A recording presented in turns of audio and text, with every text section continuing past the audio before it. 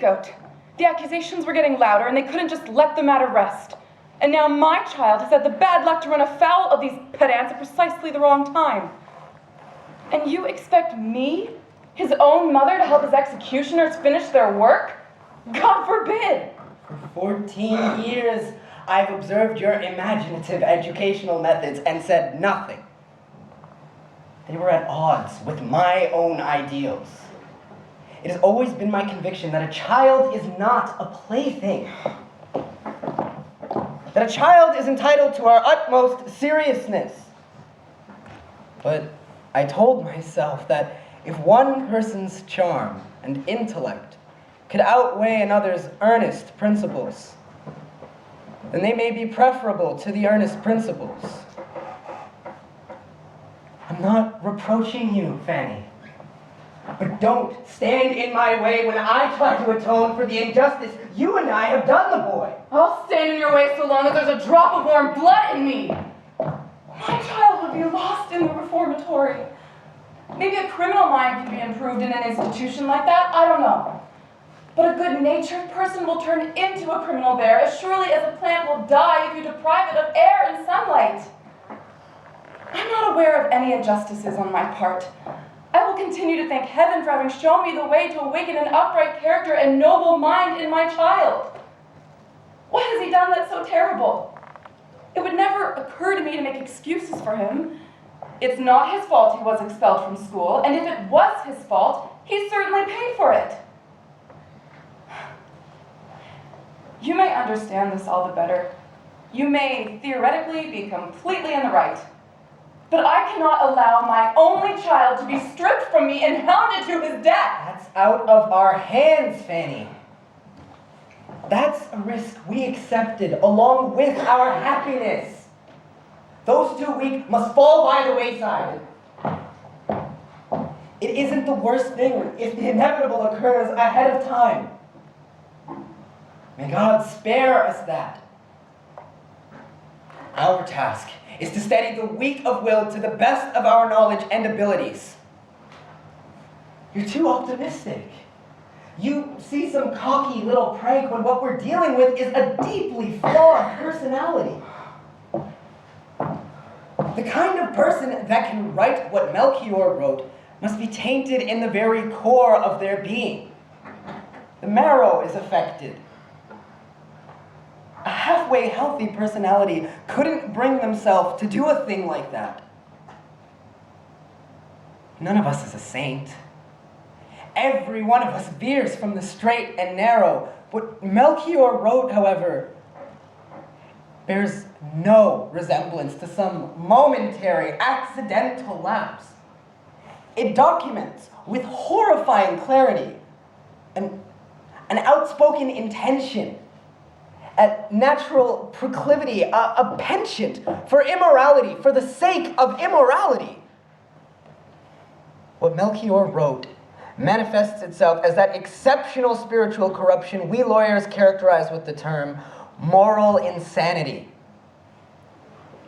Where anything can be done about his condition, I am in no position to say.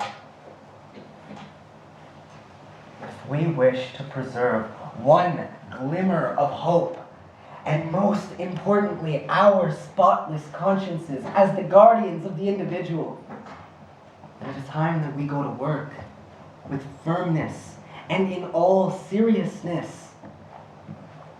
Let's not argue anymore, Fanny.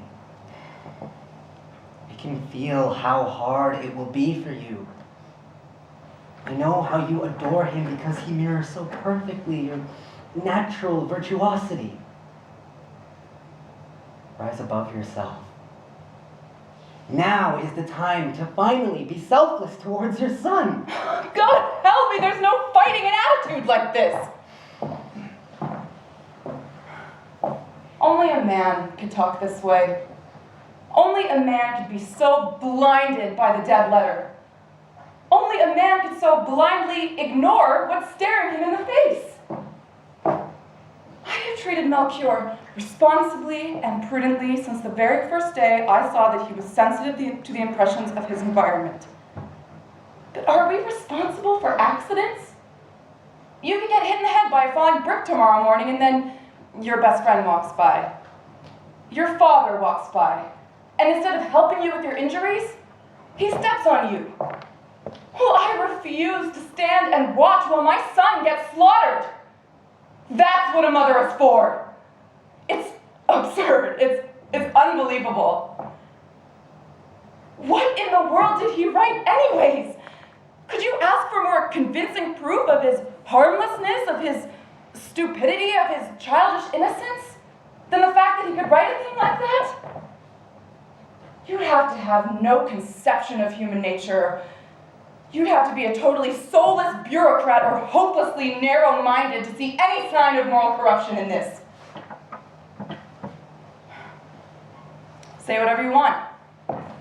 If you put Melchior in the reformatory, I'm divorcing you.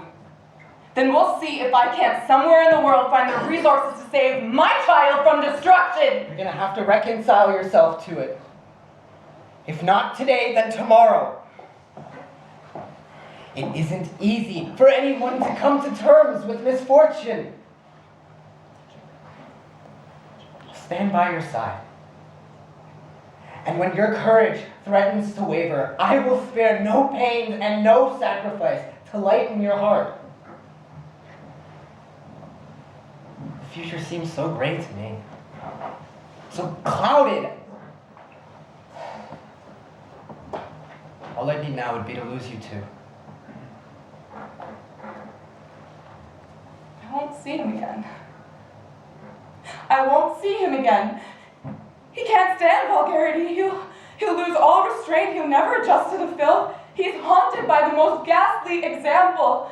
And if I see him again, God, that spring-like joy in his heart, that sunny laughter of his, everything, that childish determination to fight for goodness and justice, that bright clear morning sky I nurtured in his soul as my highest good. Take me if the injustice cries out for retribution. Take me, do whatever you want with me. I'm the one to blame. But keep your frightful hands off my child. He committed an offense. He has not committed an offense. He has committed an offense.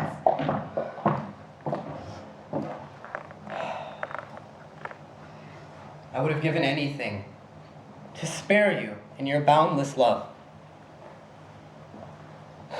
This morning, a woman came to me, beside herself, hardly able to speak, bearing this letter in her hand. A letter to her 15-year-old daughter. She'd opened it out of stupid curiosity. The girl wasn't home. In the letter, Melchior wrote to this 15-year-old girl that what he did to her is leaving him no peace. He has sinned against her, etc., etc. But will, of course, take full responsibility for everything. She shouldn't fret. Even if she thinks there might have been consequences, he's already taking steps to find help. His expulsion makes this easier for him. What started as a mistake may yet lead to their happiness and more absurd twaddle of the sort. Impossible. The letter is a forgery. A case of fraud, an attempt to exploit the well-known fact of his expulsion. I haven't spoken to the boy as of yet. Look at the handwriting, look at the style.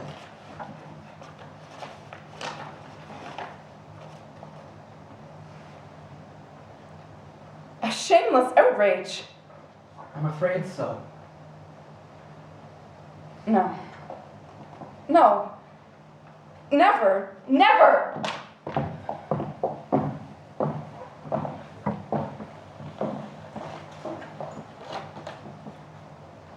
It will be all the better for us.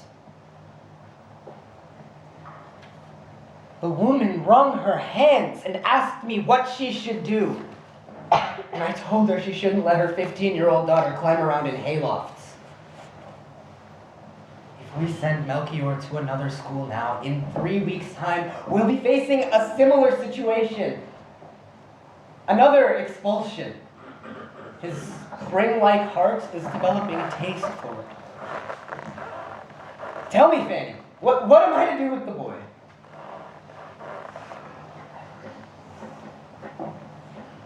The reformatory. The Reformatory! What he will find there, above all else, is what was wrongly withheld from him at home. Iron discipline, earnest principles, and moral constraints to which he must submit without exception. Beyond that, reformatory is not the chamber of horrors you imagine it to be. The institution stresses a Christian way of thinking and living. A boy finally learns that we do what is good rather than what is entertaining. And in all his dealings to consider not his personality, but the law. 2 hours ago, I received a telegram from my brother confirming the woman's statements. Melchior confided in him and asked for 200 marks to run away to England. Oh, merciful heaven.